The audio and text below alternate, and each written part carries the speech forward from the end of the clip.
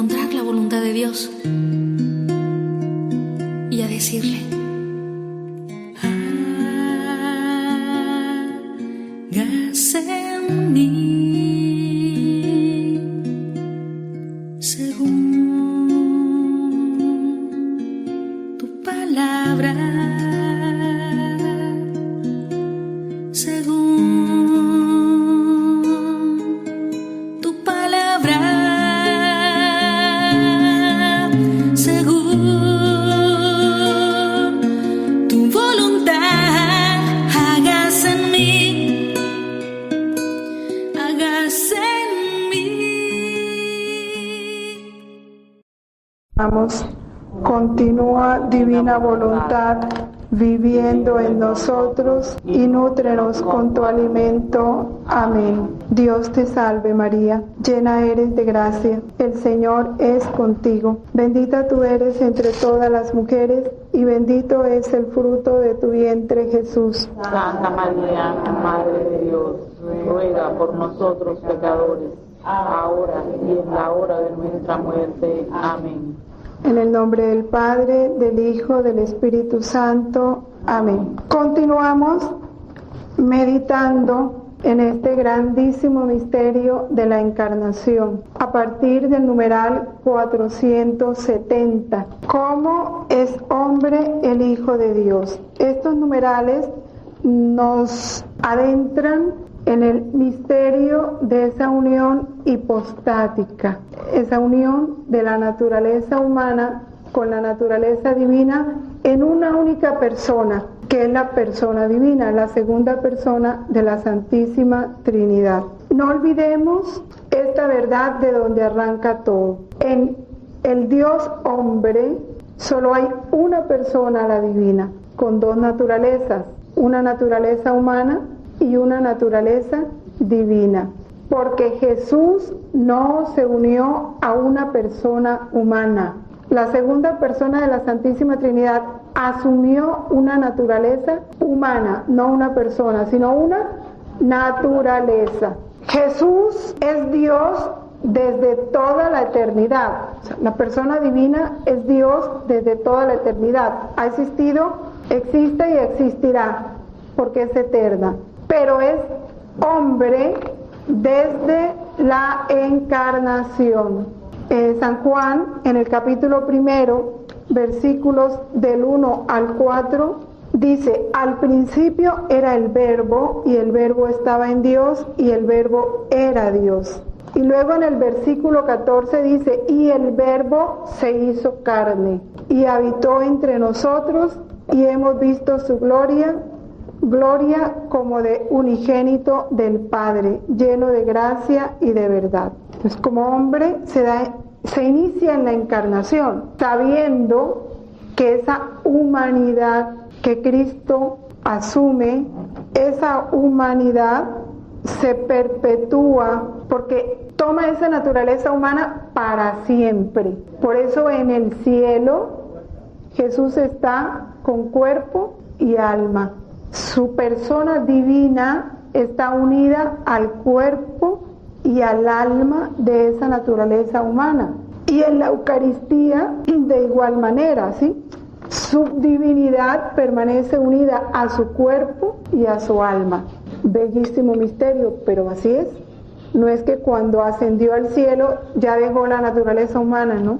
La asume y la asume para siempre. El numeral 470 nos dice algunas verdades que vamos a profundizar. La naturaleza humana ha sido asumida, no absorbida. La plena realidad del alma humana con sus operaciones de inteligencia y de voluntad y del cuerpo humano de Cristo los asumió Jesús. En esa naturaleza humana, ¿cuáles son las características de una naturaleza humana? Toda naturaleza humana tiene cuerpo y tiene alma. Y el alma tiene inteligencia, memoria y voluntad.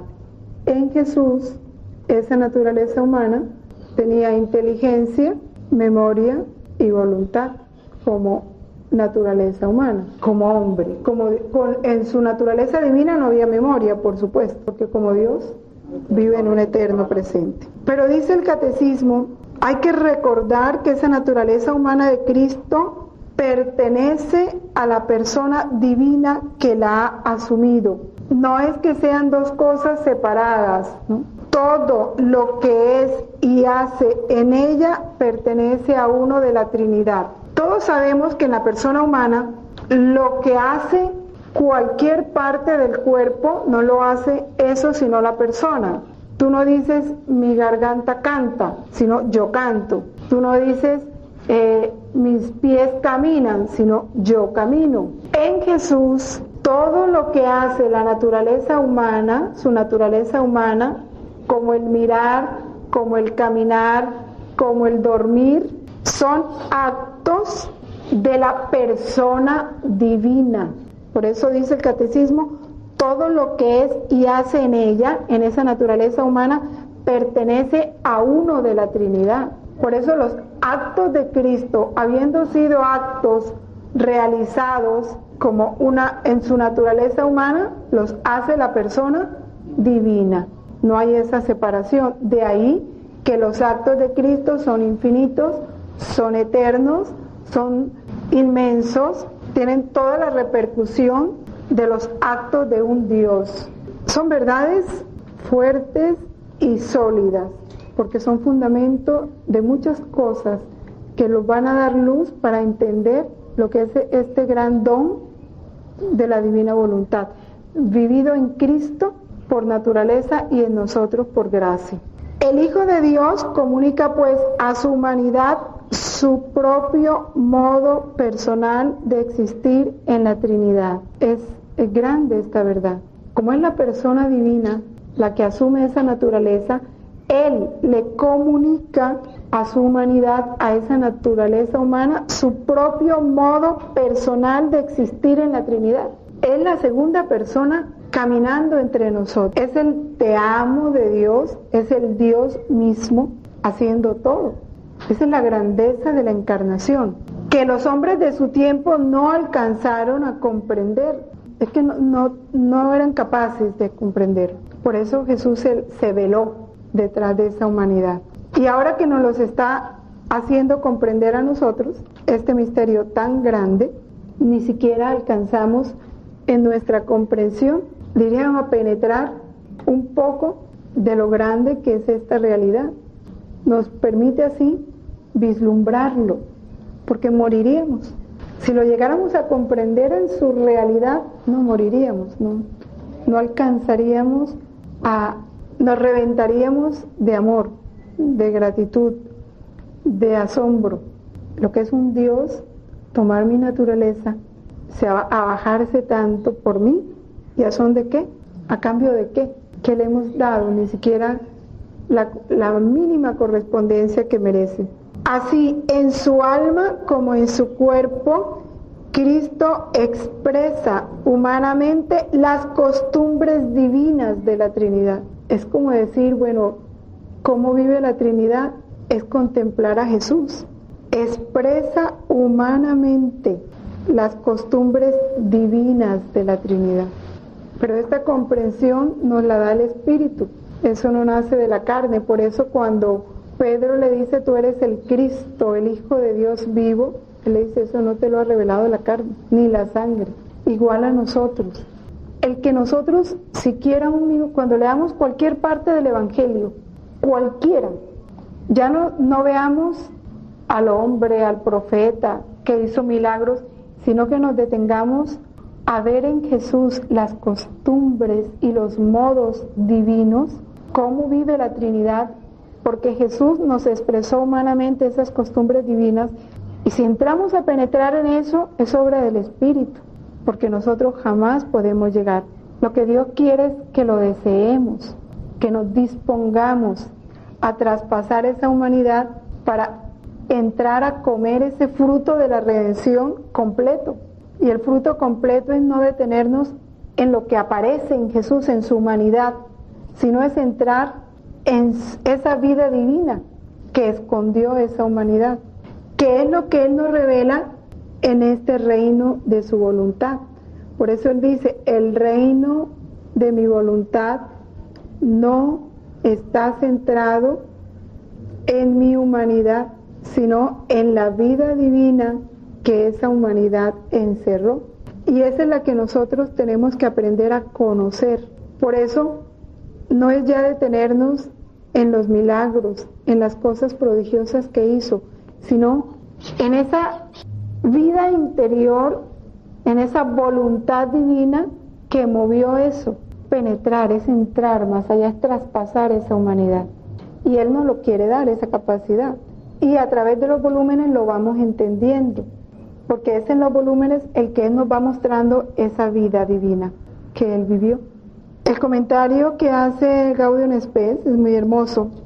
El Hijo de Dios trabajó con manos de hombre, pensó con inteligencia de hombre, obró con voluntad de hombre, amó con corazón de hombre.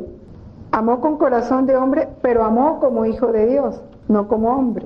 Nacido de la Virgen María, se hizo verdaderamente uno de nosotros, en todo semejante a nosotros, excepto en el pecado.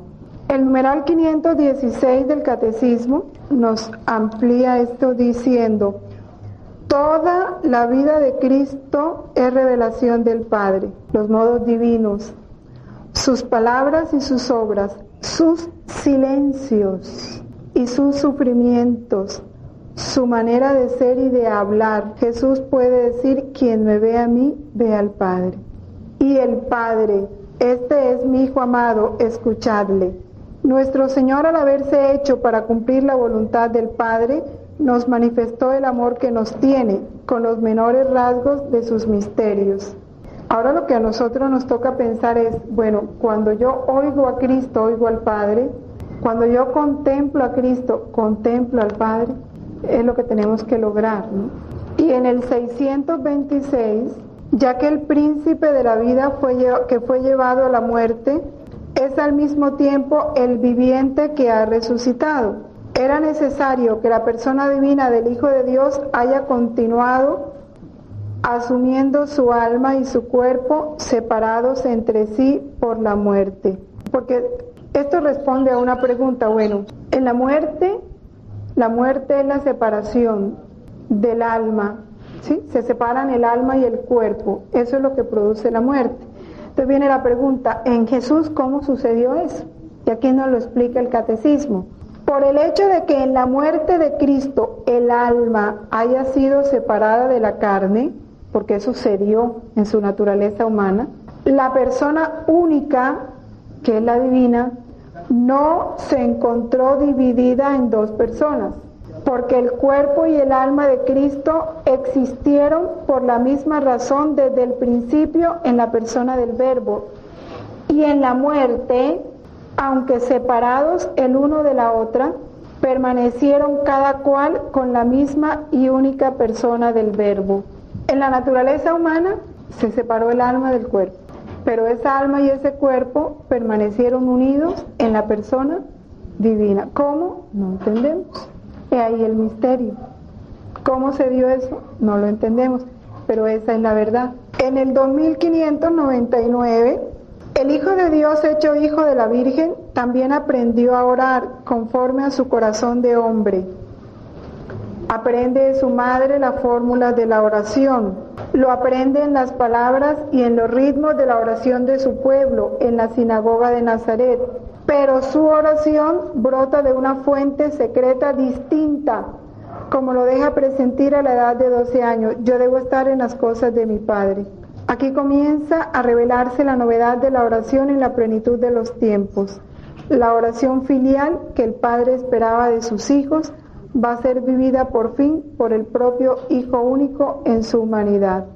Aprende a orar como hombre, pero esa oración brota de una fuente divina, ¿sí? Llega al Padre como la oración de su Hijo, de su único Hijo. Vamos a estudiar aquí unos capítulos del volumen 11, 12 y 19. Del volumen 11, en la página 122 y en el nuevo, corresponde al 24 de marzo de 1914, capítulo 70. Hija mía, mi voluntad esconde en sí mi misma humanidad. He aquí el por qué hablándote de mi voluntad, de vez en cuando te escondo mi humanidad y te sientes rodeada de luz.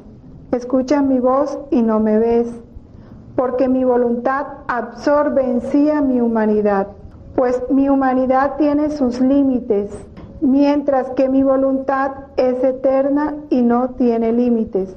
De hecho, mi humanidad, estando en la tierra, no estaba en todos lados.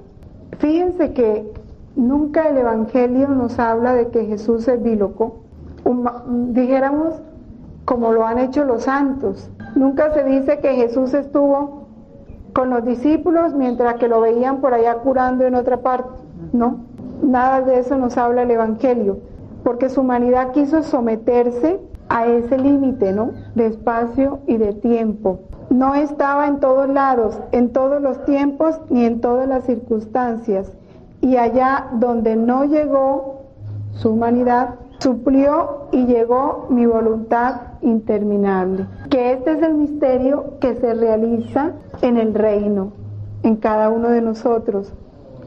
Cuando Él nos da en posesión su voluntad, es que miren lo grande que es este don.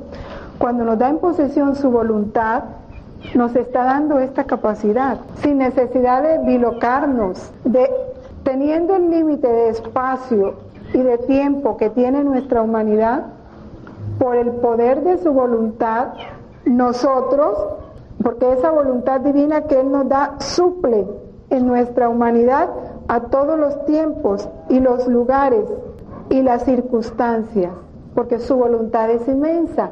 Entonces, nos regala esa capacidad de ser inmensos.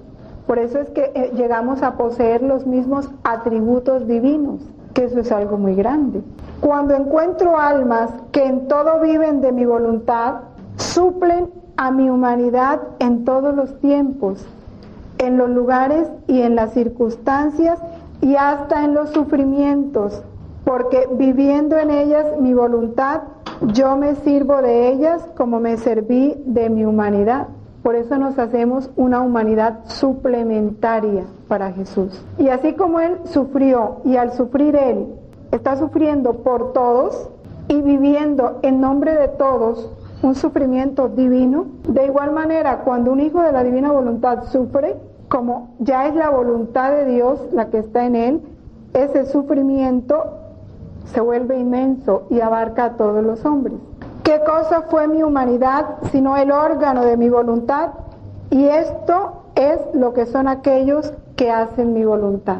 En el volumen 12, en la página 229, dice que la humanidad de Jesús vivía entre el cielo y la tierra. Del 10 de junio de 1920. Hija mía, mi humanidad vivía en el aire, entre el cielo y la tierra, teniendo toda la tierra abajo de mí y todo el cielo sobre mí. Por eso, cuando se escogió la imagen de la Virgen María, Madre y Reina de la Divina Voluntad, se escogió esa, que es una María que está sobre la tierra mirando al cielo, porque esa ha de ser la vida de los hijos de la Divina Voluntad.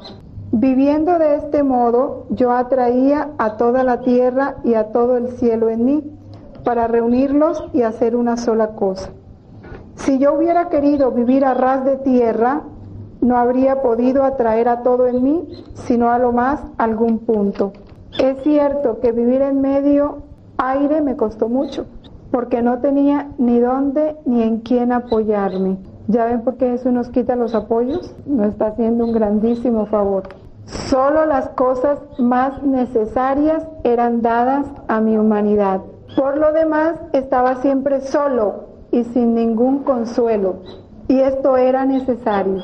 Primero, por la nobleza de mi persona, a la que no convenía vivir en lo bajo y con apoyos humanos viles e inconstantes. Segundo, por el gran oficio de la redención, que debía tener la supremacía sobre todo, y por eso convenía que viviera en lo alto sobre todos. Ahora, a quien llamo a mi semejanza, la pongo en las mismas condiciones de mi humanidad. Por eso tu apoyo soy yo, mis brazos son tu sostén, y haciéndote vivir en mis brazos en medio aire, te llegan de lo bajo solo las cosas necesarias. Para quien vive en mi querer, desapegada de todos y de todo y dedicada a mí, todo lo que no es de necesidad son cosas viles. Este capítulo es para volverlo a leer y regustar. Es un desagradarse de su nobleza, es un degradarse de su nobleza, y si le vienen ofrecidos apoyos humanos, siente el mal olor de lo humano y se aleja de ellos. Y en el volumen 19, el capítulo 50, hija mía, mi vida toda fue un acto solo proveniente del acto solo del Eterno, que no tenía sucesión de actos. La persona divina vivió en ese acto único, porque como Dios no estaba en el tiempo. Y si en mi humanidad se vio externamente por grados la sucesión de mis actos, es decir, el ser concebido, el nacer, el crecer, el obrar, caminar, padecer y morir, en el interior de mi humanidad, y ya sabemos que el interior de su humanidad era esa persona divina, era esa voluntad divina, mi divinidad, el Verbo eterno unido a mi alma, formaba un acto solo de toda mi vida. Por tanto, la sucesión de los actos externos que se veían en ella era el desahogo del acto solo que, desbordándose al exterior, formaba la sucesión de mi vida externa. Pero en mi interior, en cuanto quedé concebido, al mismo tiempo nacía, lloraba, gemía, caminaba, obraba, hablaba, predicaba, instituía los sacramentos, padecía y quedaba crucificado. Por consiguiente, todo lo que se veía al exterior de mi humanidad poco a poco, por grados, dentro era un acto solo, prolongado y constante, y que todavía continúa. En una palabra, todo lo que yo hice quedó en acto y como acto continuo. Por eso es que Él, en las horas de la pasión, cuando un alma ora, como debe hacer esas horas de la pasión, es Él mismo el que continúa ese momento en ella. Y nosotros nos metemos en ese acto único para vivir con Él ese momento. Entonces no se trata de un recordar, no se trata de un imaginarnos, se trata de un vivir con Él ese momento. Porque todo lo que sale de Dios queda en Dios, no sufre cambios, ni acrecentamiento, ni disminución. Hecho el acto, queda con la plenitud de la vida que jamás termina y que puede dar vida a todos cuanta vida quieran ellos.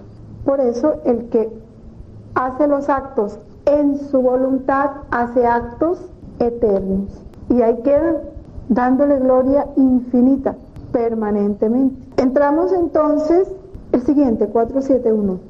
Vamos a hablar del alma, el alma que tenía una inteligencia, una voluntad y una memoria. Primero vamos a hablar del conocimiento o esa inteligencia de la naturaleza humana y la inteligencia de la naturaleza divina, porque su naturaleza divina tiene todas las perfecciones de un Dios, ¿no? Bueno, aquí inicia el numeral 471 hablándonos de un error que afirmaba Apolinar de la Odisea, ¿no? Que en Cristo el Verbo había sustituido al alma o al espíritu. Entonces la Iglesia responde diciendo que el Hijo Eterno asumió un alma racional humana. Esta alma humana que el Hijo de Dios asumió está dotada de un verdadero conocimiento humano. Cuando hablamos de alma, entendamos esto. Cuando se concibe un ser humano, el cuerpo es formado por la unión de las dos células, la masculina y la femenina. Pero el alma que va a animar ese cuerpo, la crea Dios directamente. Eso mismo sucedió con Jesús. Su cuerpo fue formado por la célula dada por María y la participación del Espíritu Santo, porque fue una concepción prodigiosa, no natural. Pero el alma de esa naturaleza humana fue creada directamente por Dios, el alma que iba a animar ese cuerpo. Todas las almas creadas de todos los hombres, porque era su hijo, ¿no? Era la naturaleza que iba a asumir su hijo. Como tal, sí, este conocimiento humano no podía ser ilimitado, porque era un conocimiento humano y él estaba asumiendo una naturaleza humana con todas las características de una naturaleza humana. Era un conocimiento limitado que se desenvolvía en las condiciones históricas, en el espacio y en el tiempo. Por eso Jesús crecía, progresaba en sabiduría, en estatura y en gracia. Y adquirir aquello que en la condición humana se adquiere de manera experimental. Se sometió a ese progreso en el conocimiento humano. Eso correspondía a la realidad de su anonadamiento voluntario en la condición de esclavo. Ya lo leíamos como él, en el numeral que leímos del catecismo, ¿no? María le enseñaba las oraciones y su hablar tuvo el proceso del hablar de un niño, ¿no? Balbuceaba, después pronunciaba las palabras a medias, después se fue perfeccionando su lenguaje y recibió, se sometió al proceso que tiene un niño en el conocimiento. Pero al mismo tiempo, este conocimiento verdaderamente humano del Hijo de Dios expresaba la vida divina de su persona. Aquí viene el misterio, porque esa naturaleza divina y la naturaleza humana se combinaban perfectamente en una única persona, la divina, ¿no? La naturaleza humana del Hijo de Dios, no por ella misma, sino por su unión con el Verbo, conocía y manifestaba en ella todo lo que conviene a Dios. Por eso se dan en Jesús esas cosas sorprendentes, ¿no? De que como niño su mamá tenía que enseñarle y explicarle, y cuando menos piensa le está enseñando a los doctores de la ley. Es esa perfecta combinación, como lo dice aquí el catecismo, por su unión con el Verbo conocía y manifestaba en esa naturaleza humana todo lo que conviene a Dios. Por eso, siendo hombre, tenía límites, pero como Dios leía las conciencias y le adivinaba el pensamiento a los judíos.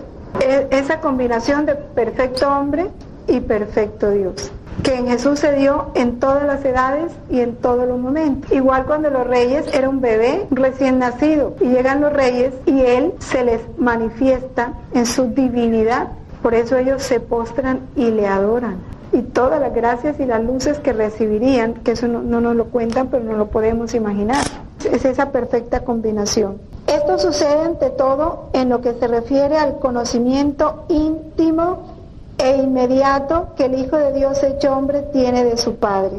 En Marcos 14:36, el Evangelio de San Marcos nos dice, decía: Abba, Padre, todo te es posible, aleja de mí este cáliz, mas no sea lo que yo quiero, sino lo que quieres, lo que tú quieres. Ahí, y en Mateo 11:27, todo me ha sido entregado por mi Padre, y nadie conoce al Hijo sino el Padre, y nadie conoce al Padre sino al Hijo, y aquel a quien el Hijo quisiera revelárselo. Vemos estas dos situaciones. Acá le dice, si es posible, pero no se haga mi voluntad, sino la tuya. Y aquí Él conoce todo lo que el Padre quiere, y Él le revela al Padre a quien Él quiere. Nadie conoce al Padre sino el Hijo. Sabemos que en el huerto se viene sobre Jesús todo el peso de nuestros pecados y de nuestra humanidad.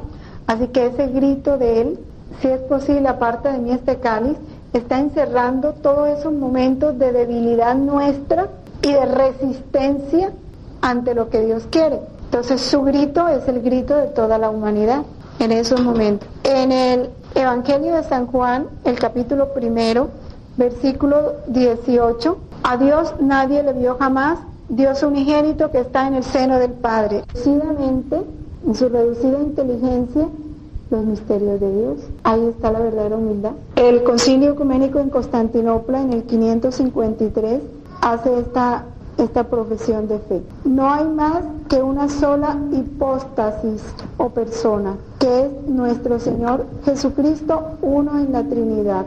Por tanto, todo, esto es bien importante, vamos a leerlo bien despacio, todo en la humanidad de Jesucristo debe ser atribuido a su persona divina como a su propio sujeto. O sea, el que miraba era el Verbo y el que caminaba era el Verbo. No solamente los milagros, sino también los sufrimientos y la misma muerte El que ha sido crucificado en la carne, nuestro Señor Jesucristo, es verdadero Dios, Señor de la gloria y uno de la Santísima Trinidad. He ahí el misterio, porque entonces viene la lógica humana a discutir. Sería destruir el libre albedrío. ¿No habría sido más bien como un hijo extraño en casa ajena, que no habiendo trabajado junto con los otros hijos, no tiene derecho a ninguna herencia? Y por consiguiente está siempre lleno de vergüenza, si come, si bebe, porque sabe que no ha hecho ningún acto apropiado para testimoniar su amor al Padre, por lo cual no puede ser nunca digno de su amor. Así pues, la criatura no habría sido nunca digna del amor divino sin el libre albedrío.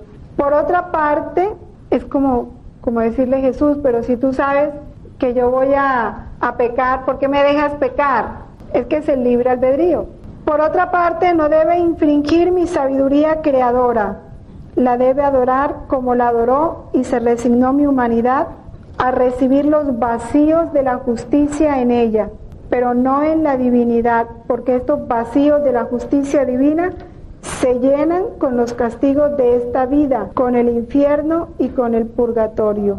Por consiguiente, si mi humanidad se resignó a todo esto, quisieras tú tal vez superarme y no recibir ningún vacío del padecer sobre ti, para no hacerme castigar a las gentes. El valor del sufrimiento y del dolor, porque su humanidad se sometió a eso. Y aquí viene un poco entender cuando tenemos seres queridos que queremos convertir de la noche a la mañana. No es tanto obligar o condicionar a la persona. Al leer este volumen lo comprendemos, sino más bien hacer lo que hizo Jesús, asumir sobre nosotros el sufrimiento o el precio que se necesita para que Él se transforme. Ese ha de ser nuestro papel, para así nosotros llenar los vacíos de la justicia que esa persona no llena y lograr para Él lo que tal vez Él por sí mismo no puede lograr, para que esa gracia vaya venciendo su voluntad a fuerza de amor, como lo hace Dios. Son los negocios que se pueden hacer con la cruz, negocios divinos. Por eso es moneda de cielo, es el tesoro del sufrimiento. Es participación de la sabiduría de Dios, porque ese es fruto de la sabiduría de Dios. En la carta a los Colosenses, en el capítulo 2, versículos del 2 al 3, nos habla un poco de ese conocimiento divino y dice: para que se consuelen vuestros corazones, a fin de que, unidos en caridad, alcancéis todas las riquezas de la plena inteligencia y conozcáis el misterio de Dios, esto es, a Cristo, en quien se hallan escondidos todos los tesoros de la sabiduría y de la ciencia. En su entendimiento humano, Dios escondió todos los tesoros de la sabiduría y de la ciencia.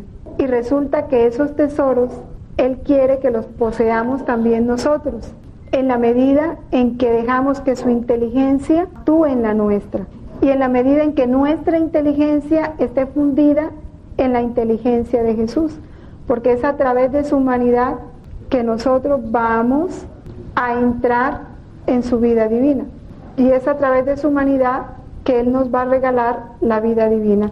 Contemplamos a través del numeral 475 entonces lo que es la voluntad humana de Cristo. Ya sabemos todos que Cristo tomó una naturaleza humana para encontrar dentro de esta naturaleza humana una voluntad humana y mantenerla sometida a la voluntad de Dios. Así lo dice el Catecismo. Cristo posee dos voluntades y dos operaciones naturales, divinas y humanas.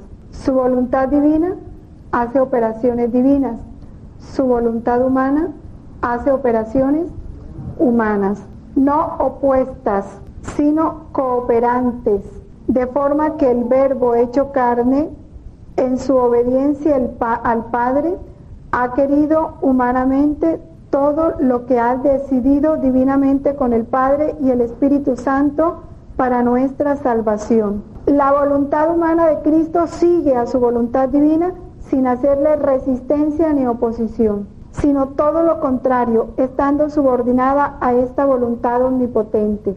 Es muy importante entender esto, porque igual pasa en nosotros. No es que nuestra voluntad humana desaparece, no. Nuestra voluntad humana sigue actuando como voluntad humana. La cuestión está en que por el pecado original esta voluntad humana se separó.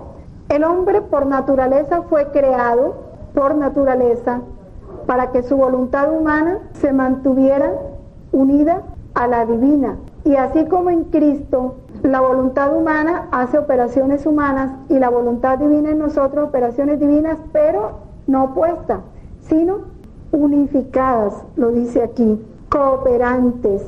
La voluntad humana se sometía sin resistencia, sin sacrificio, sin dolor, sin trabajo a la voluntad divina, porque todo estaba ordenado. El pecado original rompe esa armonía y en Jesús eso se da en forma perfecta, por eso es el nuevo Adán.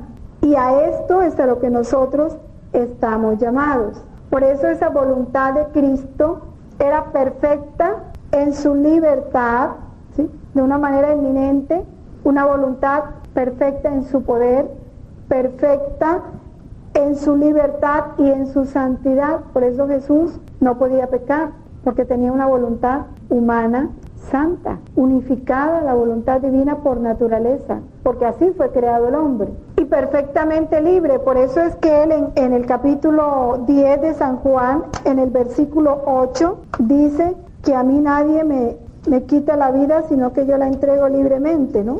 Vamos a buscarlo y lo leemos textualmente en el capítulo 10 de San Juan, versículo 8. No me da.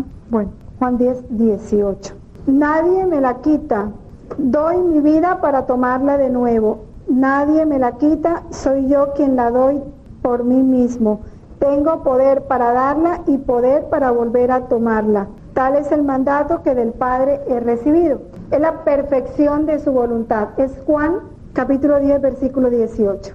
Yo insisto en seguir meditando porque todo este misterio de la encarnación es el misterio que nosotros tenemos que vivir. Y estamos llamados a vivir así como lo vivió Cristo. Porque es esto lo que nos va a transformar en Jesús. Esa es la vocación a la que hemos sido llamados desde antes de la creación del mundo. En el capítulo 13, volumen 13, capítulo 44, estamos hablando de esas operaciones humanas.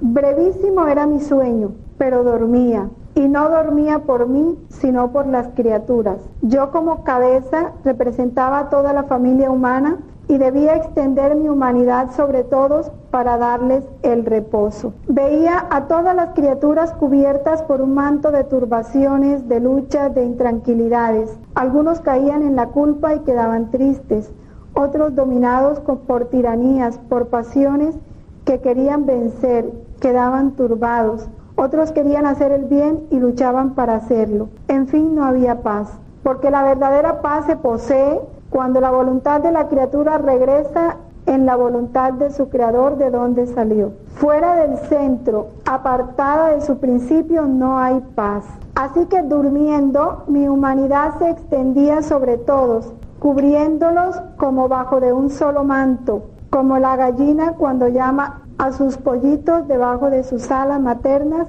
para hacer que se duerman. ¿Se acuerdan ese pasaje de Isaías, creo que es? Que así como la gallina recoge sus polluelos, los protege con sus alas. Bueno, así extendiéndome sobre todos, yo llamaba a todos mis hijos bajo mis alas para darles a unos el perdón de sus culpas, a otros la victoria sobre las pasiones, a otros la fuerza en la batalla.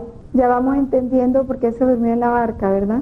¿Qué no estaría haciendo en ese sueño? Para darles a todos la paz y el reposo y no infundirles temor y darles ánimo. Lo hacía durmiendo. ¿Quién le teme a una persona que duerme? Ahora bien, el mundo no ha cambiado. Por el contrario, más que nunca está en lucha y por eso quiero que duermas en mi voluntad para poder repetir los efectos del sueño de mi humanidad. ¿Y mis demás hijos dónde están? ¿Por qué no vienen todos a mí para recibir el reposo y la paz? Llámalos junto a mí. El volumen 15, en el capítulo 2, hija mía, yo sufrí todas las penas en mi voluntad Y conforme las iba sufriendo, éstas iban abriendo tantos caminos en mi voluntad para llegar a cada criatura. Si no hubiera sufrido en mi voluntad, la cual todo lo envuelve, mis penas no habrían podido llegar ni a ti ni a nadie, se habrían quedado solo en mi humanidad. Esto nos hace entender la diferencia entre la santidad humana y la santidad divina, porque en la santidad humana se hacen cosas muy buenas y heroicas, pero con una voluntad humana, que no abarca toda la humanidad. Mientras que en la santidad divina se hacen las operaciones unidas a una voluntad divina y por eso tienen todo el poder de los actos de Jesús, actos divinos. Es más, habiéndola yo sufrido en mi voluntad, no solamente se abrían tantos caminos para ir a las criaturas, sino que habrían tantos otros caminos para hacer que las criaturas entraran en mí y se unieran a dichas penas, y que cada una me diera las penas que con sus ofensas me iban a dar todos los siglos. Mientras yo estaba bajo la tempestad de los golpes, mi voluntad me hacía presente a cada criatura para golpearme. Por eso es una verdad que en la pasión de Cristo todos nosotros lo estábamos flagelando, lo estábamos coronando de espinas, lo estábamos escupiendo, porque Él en ese acto hacía presente a todas las criaturas. De manera que quienes me flagelaron no fueron solamente aquellos que lo hicieron el día de mi pasión, sino todas las criaturas de todos los tiempos que con sus ofensas habrían concurrido a la bárbara flagelación, y así en todas las demás penas. Todas estaban presentes ante mí, nadie se escapó. Por eso mis penas fueron, oh, cuánto más duras y múltiples que las que se vieron. Así que si quieres que cuando me ofrecen mis penas, tu compasión y tu reparación, tus pequeñas penas no solamente lleguen a mí, sino que hagan los mismos caminos que hicieron las mías. Haz que todo entre en mi voluntad y todas las generaciones recibirán los efectos. Para ilustrar más, en el volumen 16, esto pues, ¿qué importa? ¿Están muy cansados? Capítulo 6 y capítulo 25. En el capítulo 6 dice: si mi voluntad suprema no hubiera dado entrada a mi voluntad humana en la voluntad divina, mi humanidad, por cuanto santa y pura, lo que ya estábamos hablando ahorita, no habría podido formar la completa redención. A mi voluntad humana le hubiera faltado la omnividencia y por lo tanto no habría podido ver a todos. Le hubiera faltado la inmensidad y no había podido abrazar a todos. La omnipotencia y no habría podido salvar a todos. La eternidad y no habría podido tomar todo como en un punto solo y remediar todo. Así que la primera parte en la redención la tuvo mi divina voluntad. La segunda, mi humanidad. Si no fuera por la voluntad divina, la redención hubiera sido de pocos y limitada en el tiempo. Así que para poder formar la redención no hice otra cosa que abrir las puertas de la voluntad suprema a mi humanidad. Puertas que el primer hombre habría cerrado, y dándole campo libre la hice obrar la redención en el mismo seno de ella. Desde entonces hasta ahora ningún otro ha entrado en mi querer divino para poder obrar como dueño, con plena libertad, como si fuera suyo, para poder gozar de todo el poder y los bienes que contiene. Entonces allí pueden continuar leyéndolo, eso era lo principal. Para formar la redención fue necesario que mi humanidad y voluntad humana tuvieran entrada en esta divina voluntad. Y ahora es necesario que para el cumplimiento del fiat voluntas tua, como en el cielo así en la tierra, abra de nuevo las puertas de la voluntad eterna y haga entrar a otra criatura para que haga lo mismo que hizo Jesús, que fue Luisa, ¿no? Y detrás de ella todos los que quieran entrar a vivir en este reino para tomar posesión de esa voluntad divina. Y en el capítulo 25 dice: también mi humanidad fue pequeña y fue creciendo como amalgamada con la divina voluntad. De modo que mientras así crecía, mi voluntad humana, viviendo junto con la divina, ensanchaba sus confines en la del Eterno y preparaba la redención y el fiat voluntas tua, como en el cielo, así en la tierra. Y tú no quieres seguir mi crecimiento y tu vuelo en mi voluntad. Mi voluntad no solo es vida, sino que es aire del alma. Y si falta el aire a la naturaleza, esta comienza a declinar. El respiro es dificultoso, el corazón es irregular en su latir, la circulación de la sangre se entorpece, la inteligencia queda aturdida, el ojo casi ciego, la voz apagada, las fuerzas perdidas. ¿Qué cosa es lo que provoca tanto desorden en la vida humana?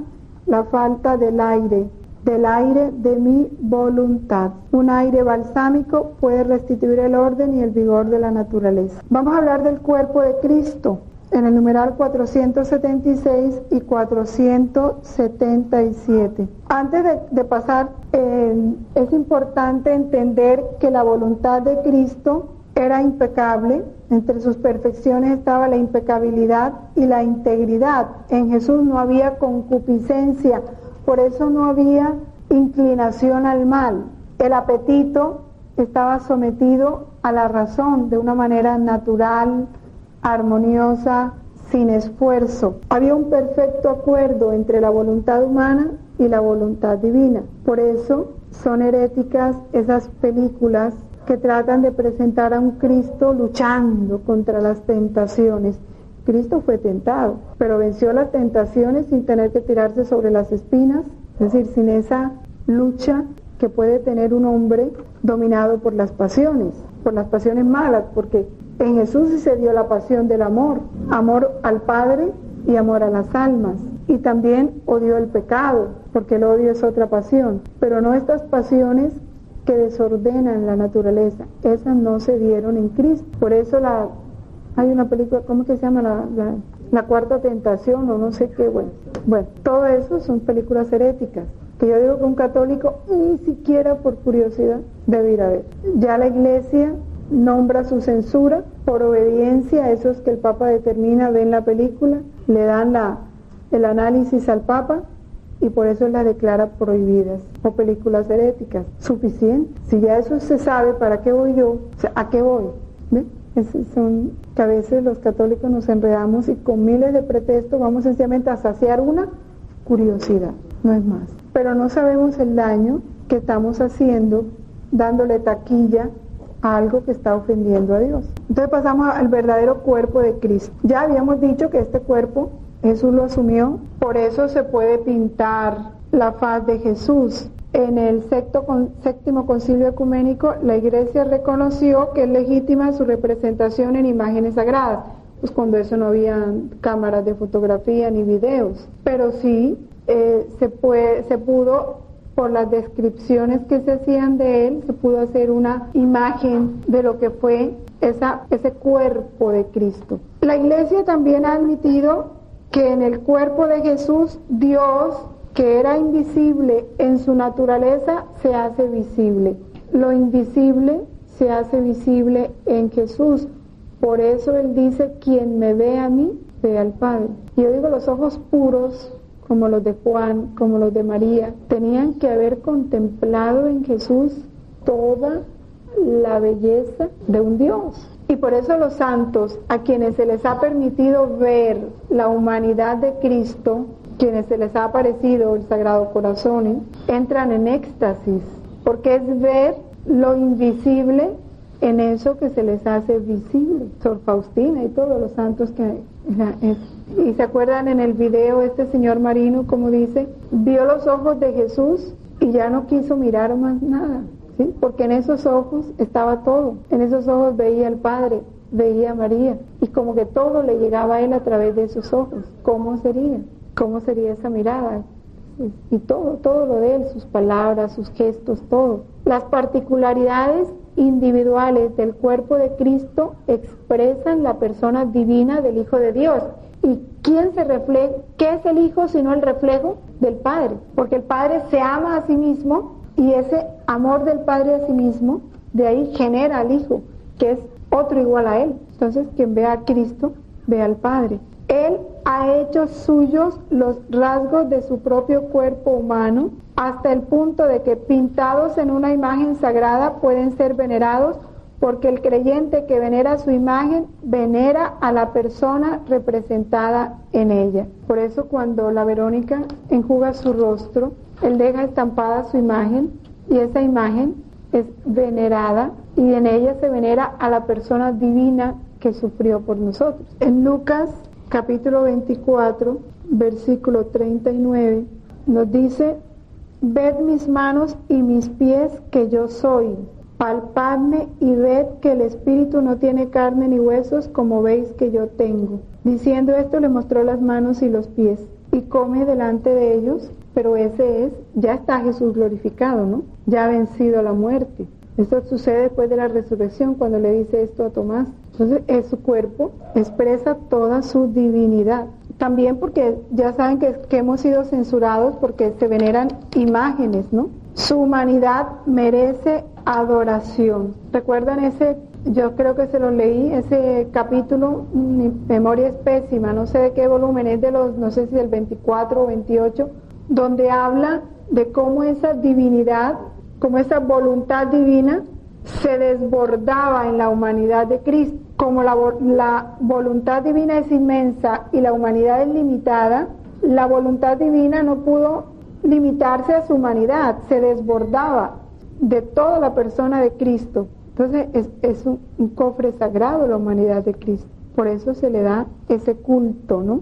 Y por esto mismo hay una perfecta comunicación entre las propiedades de las dos naturalezas, la divina y la humana, de una manera tal que no se puede separar, porque están unidas en una sola persona. Entonces nada es totalmente divino ni nada es totalmente humano, es la unión hipostática. Por eso María es madre de Dios, no como dicen algunos que María es la mamá del hombre, no, porque hay una sola persona, la divina, la única. En Jesús hay una única persona, la divina, y María es madre de esa persona divina que se encarna y asume la naturaleza humana.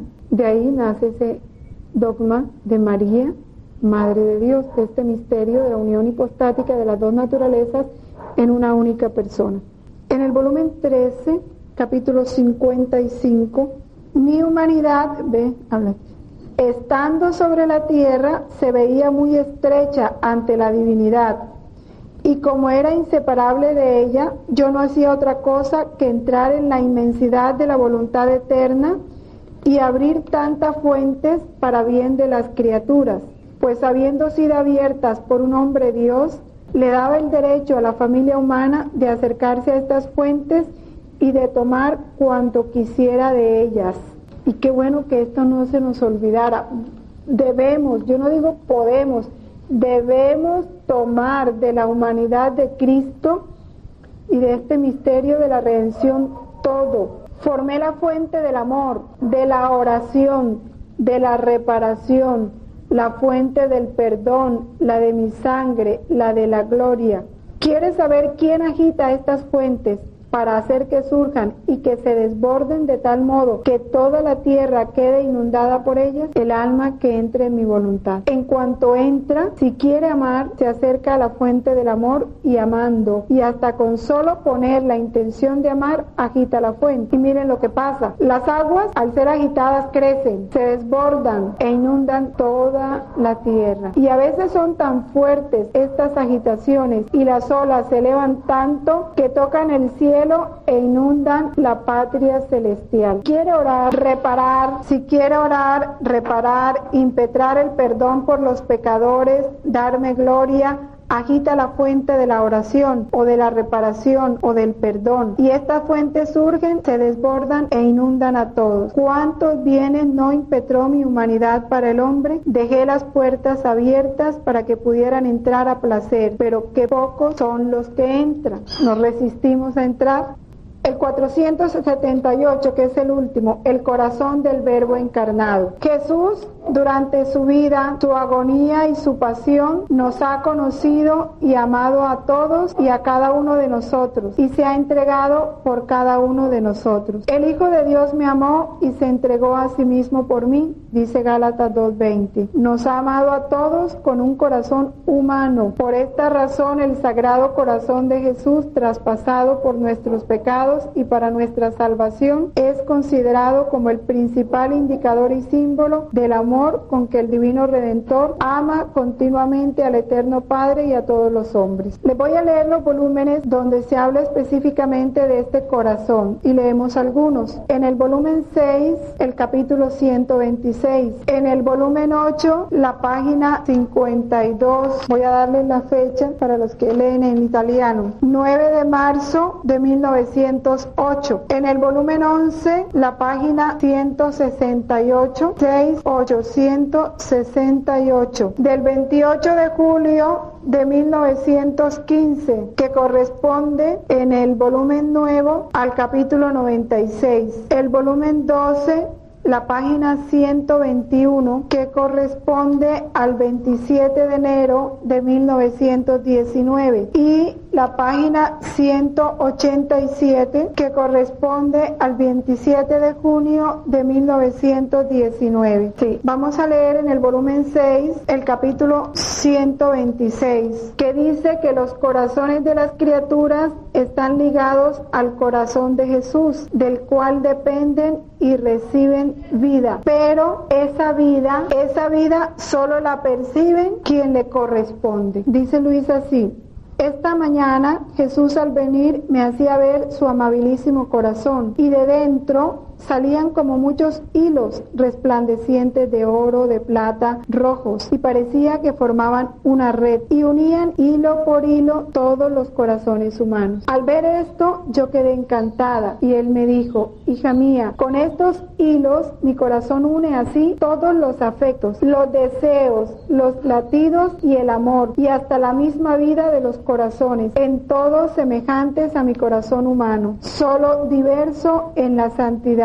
Y habiéndolos unido desde el cielo a medida que se mueven los deseos míos, el hilo de mis deseos excita los deseos de ellos. Si se mueven los afectos, el hilo de mis afectos mueve sus afectos. Si amo, el hilo de amor excita el amor de ellos, y el hilo de mi vida les da la vida. Oh, qué armonía entre el cielo y la tierra, entre mi corazón y los corazones humanos. Pero esto lo percibe solo el que me corresponde. Pero el que se opone con la eficacia de su voluntad nada percibe, y echa al vacío las operaciones de mi corazón. Para ya terminar, en el capítulo 8, el volumen 8, en la página 152, en la página 52 del 9 de marzo de 1908, que es cortico, dice: la vida de todos palpitaban en el corazón de Jesús. Hija mía, en este estado se encontraba mi corazón en el acto de mi pasión. En mi corazón palpitaban todas las vidas humanas, que con sus pecados todas estaban en actitud de darme la muerte, y mi corazón, a pesar de la ingratitud de todas, arrebatado por la violencia de mi amor, les restituía a todos la vida. Por eso palpitaba tan fuerte. En mi latido encerraba todos los latidos humanos, haciéndolos resurgir en latidos de gracia, de amor y de delicias divinas. Vale la pena, cuando meditemos estos textos, lo hagamos tan profundamente, que no sintamos esto como palabras bonitas, sino como una realidad, como meternos en esta verdad, por lo menos para empezar a gustarla, agradecerla y a corresponderle. Porque si la vida de Jesús se me está comunicando, solo la reciben los que le corresponden, pues apresurémonos nosotros ya a no desperdiciarla más, ¿cierto?, sino a darle la correspondencia que Él merece. Ahora el volumen 12, el volumen 11, en la página 168, que corresponde al 28 de julio de 1915, y que en los volúmenes nuevos corresponde, vamos a ver a qué capítulo, corresponde al capítulo 96 del 28 de julio. Sí. Dice así: hija mía, quien hace mi voluntad está tan fundido conmigo que su corazón y el mío forman uno solo. Y así como todas las almas que se salvan por medio de este corazón, y en el momento en que se detiene el pálpito, emprenden el vuelo a la salvación saliendo por la boca de este corazón, así también le daré al alma el mérito de esa esas almas que se han salvado, habiendo querido ella junto conmigo la salvación de esas almas y por haberme servido de ella como vida de mi propio corazón. Es importante, ¿no?, ver esa unidad de corazones cuando el alma vive en la voluntad de Dios. En el mismo volumen, es en el volumen 2, en la página 121. Vamos también a mirar lo que allí nos dice para que comprendamos la riqueza de este corazón de Cristo. Es del 27 de enero de 1919. Está hablando de las 3 heridas más dolorosas del corazón santísimo de Jesús. Hija mía, entre tantas heridas que contiene mi corazón, hay 3 heridas que me dan penas mortales y tal acervidad de dolor que sobrepasan a todas las demás heridas juntas. ¿Cómo le parece? Sobrepasan a todas las demás heridas juntas. Y estas 3 son, vamos a ver, la primera, las penas de mis almas amantes. Cuando veo a un alma toda mía, torturada, conculcada, dispuesta a sufrir aún la más dolorosa muerte por mí, yo siento sus penas como si fueran mías, y tal vez más. El amor sabe abrir heridas más profundas, tanto que hacen que las demás heridas no se sientan. En esta primera herida entra en primer lugar mi querida mamá. Oh, cómo su corazón traspasado por causa de mis penas se derramaba en el mío, y yo sentía a lo vivo todas sus heridas, y al verla agonizante y no morir por causa de mi muerte, yo sentía en mi corazón lo acerbo y la crudeza de mi martirio, y sentía las penas de mi muerte que sufría el corazón de mi mamá, y mi corazón moría junto. Así que todas mis penas, unidas con las sufridas por mi mamá por causa mía, sobrepasan todo. Por eso era justo que mi celestial mamá tuviera el primer lugar en mi corazón, tanto en el dolor como en el amor, porque cada pena sufrida por mi mamá por amor mío, habría mares de gracia y de amor que se volcaban en su corazón traspasado. En esta herida entran todas las almas que sufren por causa mía y solo por amor a mí. En esta herida entras tú, y aunque todos me ofendieran y no me amaran, yo encuentro en ti mi amor que puede suplirme por todos. Por eso cuando todas las criaturas me arrojan y me obligan a huir de ellas, yo, ligero, vengo a refugiarme en ti como a mi escondite, y encontrando todo mi amor en ti, no me arrepiento de haber creado cielos y tierra, ni de haber sufrido tanto. Un alma que me ama y que sufre por mí es todo mi consuelo, mi alegría, mi felicidad y la compensación de todo lo que he hecho, y haciendo a un lado todo lo demás, me gozo y me entretengo con ella. Esta primera herida de amor de mi corazón, aun cuando es la más dolorosa y sobrepasa todo, contiene 2 efectos al mismo tiempo. Me da intenso dolor y sumo gozo, amarguras indecibles y dulzuras indescriptibles, muerte y vida, vida gloriosa. Son los excesos de mi amor inconcebiblesamente creada. ¿Y cuántos contentos no encontraba mi corazón en los dolores de mi traspasada mamá? La segunda herida mortal de mi corazón es la ingratitud. La criatura con la ingratitud cierra su corazón y ella misma da 2 vueltas a la chapa, y mi corazón se hincha porque quiere derramar gracias y amor y no puede, pues la criatura me ha cerrado la puerta y la ha asegurado con la cerradura de la ingratitud, y yo voy en delirio, puedo decir que enloquezco, sin la esperanza de que esta herida me sea curada, pues la ingratitud me la va haciendo siempre más áspera, dándome pena mortal. Nunca nos alcanzaremos, ¿verdad?, siquiera imaginar lo que es la ingratitud para el corazón de Dios. Y la tercera herida es la obstinación. ¿Qué herida mortal a mi corazón? La obstinación es la destrucción de todos los bienes que he hecho para la criatura. Es la firma de la solemne declaración que la criatura hace en no conocerme y en no pertenecerme más. Es la llave del infierno al que la criatura va a precipitarse, y mi corazón siente el desgarro, se me hace pedazos, y me siento arrancar uno de esos pedazos. Qué herida mortal es la obstinación. Hija mía, entra en mi corazón y toma parte en estas heridas mías. Compadece mi despedazado corazón. Suframos juntos y recemos. Yo, dice Luisa, he entrado en su corazón. Oh, cómo era doloroso, pero bello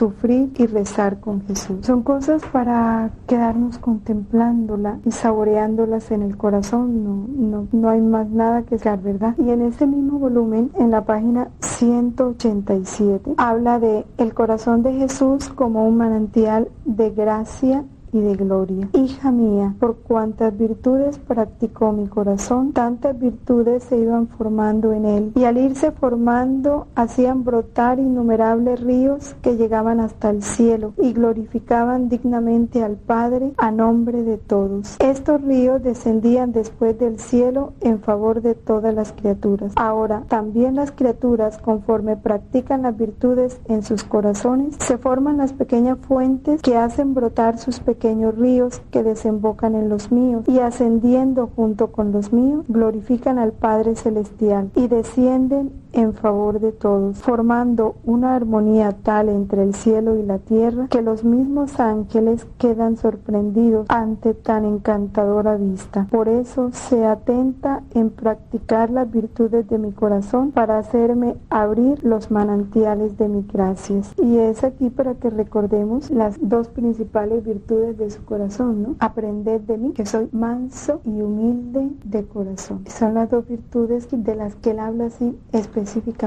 como virtudes propias de ese corazón divino. Centrándonos pues ya para finalizar este capítulo y dándole así un vistazo rápido al resumen, tenemos que guardar muy dentro de nuestro corazón que ese don del Padre, su verbo, que es sustancial con él, se hizo carne sin perder la naturaleza divina, asumió una naturaleza humana en una misma persona. Por eso Jesucristo es verdadero Dios y verdadero hombre, es el único mediador entre Dios y los hombres, es ese puente, ese anillo. Estas dos naturalezas, la divina y la humana, no confundidas sino unidas en esa única persona del Hijo de Dios. Por tanto, como verdadero Dios y verdadero hombre, tiene una inteligencia y una voluntad humana perfectamente de acuerdo y sometidas a su inteligencia y a su voluntad divina, que tiene en común con el Padre y el Espíritu Santo. Por eso la encarnación es el misterio de la admirable unión de la naturaleza divina y la naturaleza humana en la única persona